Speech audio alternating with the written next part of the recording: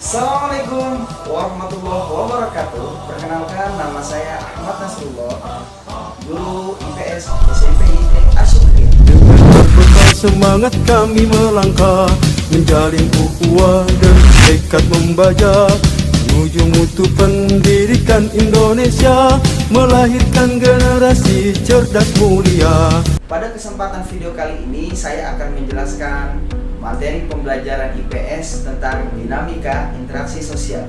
Oleh karena itu, simak terus video kita pada hari ini dan jangan lupa tonton terus videonya sampai dengan selesai, dan semoga bermanfaat untuk pembelajaran kita sehari-hari. Di mana yang pertama tentang hakikat interaksi sosial dan definisi interaksi sosial, dan yang kedua saya akan menjelaskan syarat-syarat interaksi sosial, dan yang ketiga tentang bentuk-bentuk interaksi sosial. Yang pertama, hakikat definisi interaksi sosial. Simak baik-baik. Di dalam Al-Quran, surat Al-Hujurat ayat 10 dikatakan bahwasanya antara orang mukmin dengan orang mukmin yang lain saling bersaudara. Oleh karena itu, damaikanlah kedua saudaramu dan takutlah kepada Allah sesungguhnya agar kamu mendapatkan rahmat. Nah, dari ayat tersebut kita bisa mengambil ibrah atau manfaat tentang materi kita, yaitu interaksi sosial. Lalu, apa kaitannya ayat tersebut tentang bentuk-bentuk interaksi sosial, syarat-syarat terjadinya interaksi sosial? Nah, sekarang kita tarik sebuah teori. Dikatakan bahwa antara manusia dengan manusia yang lain itu saling berhubungan, atau dalam bahasa lain disebut juga makhluk sosial. Oleh karena itu, antara hubungan manusia yang satu dengan manusia yang lain itu harus saling erat. Rasulullah mengajarkan kita untuk menjaga hubungan tali silaturahim antara saudara kita. Selanjutnya, apakah yang dimaksud dengan definisi interaksi sosial? Interaksi sosial adalah hubungan timbal balik yang saling berkesinambungan antar individu dengan kelompok, dan kelompok dengan kelompok. Saya akan menjelaskan tentang definisi interaksi sosial atau contoh interaksi sosial berdasarkan individu dengan individu. Yang pertama, contoh interaksi individu dengan individu, bisa dilihat gambar berikut. Ada hubungan atau koneksi atau interaksi antar Pak Presiden Soekarno dengan presiden yang lain. Beliau saling berjabat tangan, kemudian berbicara satu sama lain, berinteraksi satu sama lain, dan itu kalian bisa lihat contoh atau bentuk interaksi individu dengan individu. Yang kedua, bentuk interaksi antara individu dengan kelompok. Seperti halnya gambar berikut, bisa kita lihat ada seorang guru yang sedang mengajarkan murid-muridnya dalam kelas.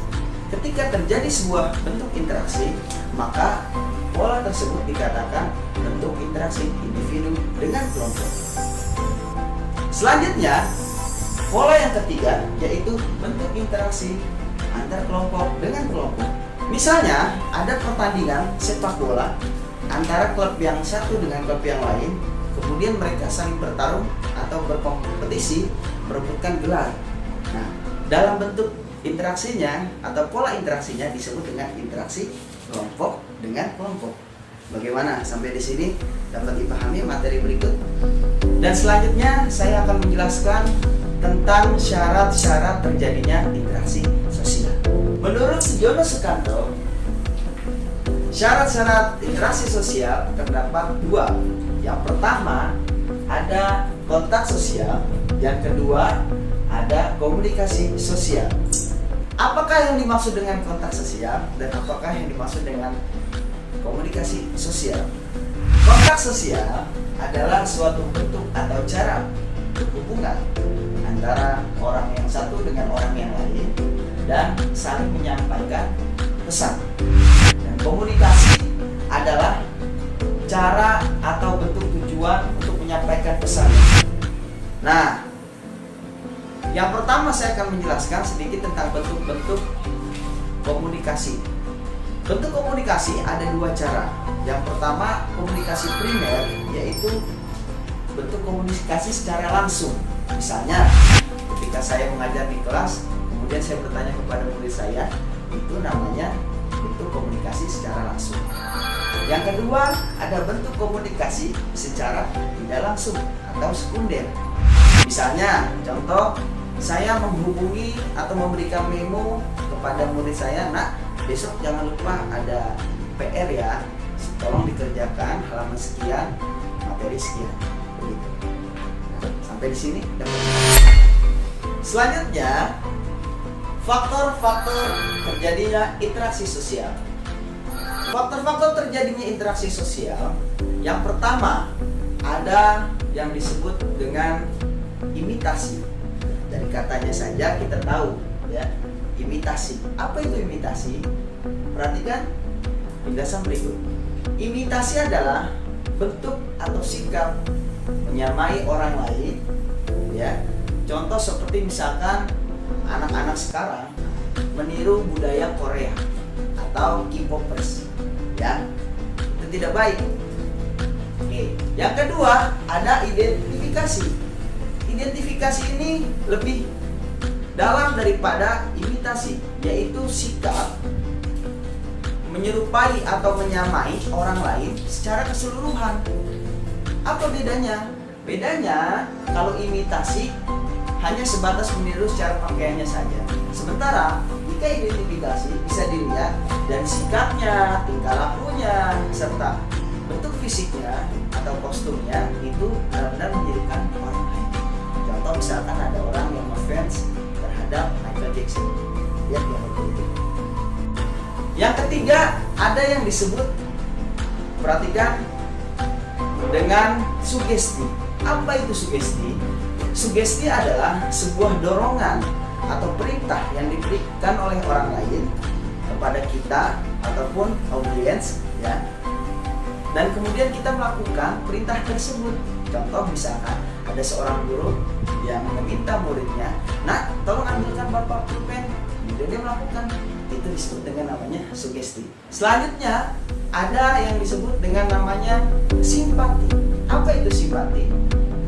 Simpati adalah sebuah rasa yang diberikan kepada orang lain dan rasa itu mendalam dan dicurahkan kepada orang lain tersebut.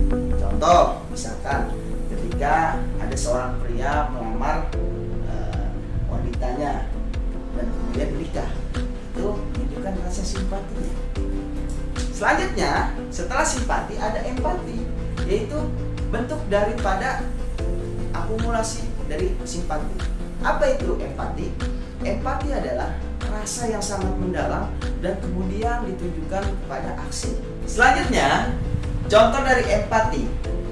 Karena empati itu lebih dalam daripada simpati, misalkan seperti sesuatu hal yang sekarang sedang diramai atau diperbincangkan, ketika seorang presiden Prancis itu memberikan pernyataan yang tidak patut atau tidak layak terhadap umat muslim, yaitu dengan membuat karikatur dan membenci Nabi Muhammad SAW. Nah, kita sebagai orang muslim tentunya respect dan memberikan perasaan bahwasanya sikap itu tidak baik dan kita melakukan aksi, dan aksi-aksi tersebut diikuti oleh negara-negara yang lain seperti misalkan Turki dengan presidennya Erdogan. Nah, sikap tersebut ketika kita melakukan aksi dan ada reaksi, terus kemudian ada sikap yang mendalam atau sifat yang mendalam, maka itu dikatakan disebut dengan empati. Itu saja materi yang bisa saya sampaikan pada pelajaran IPS dalam video kita kali ini. Mudah-mudahan bermanfaat untuk kalian semuanya, terutama dalam kehidupan sehari-hari dan dalam pembelajaran kita sehari-hari. Oleh karena itu, saya Ahmad Nasrullah, guru IPS terpadu SMP ITS Asyukriya. Kita tutup pelajaran kita pada hari ini dengan membaca hamdalah. Alhamdulillahirrahmanirrahim. Simak terus video-video berikut dari saya. Assalamualaikum warahmatullahi wabarakatuh.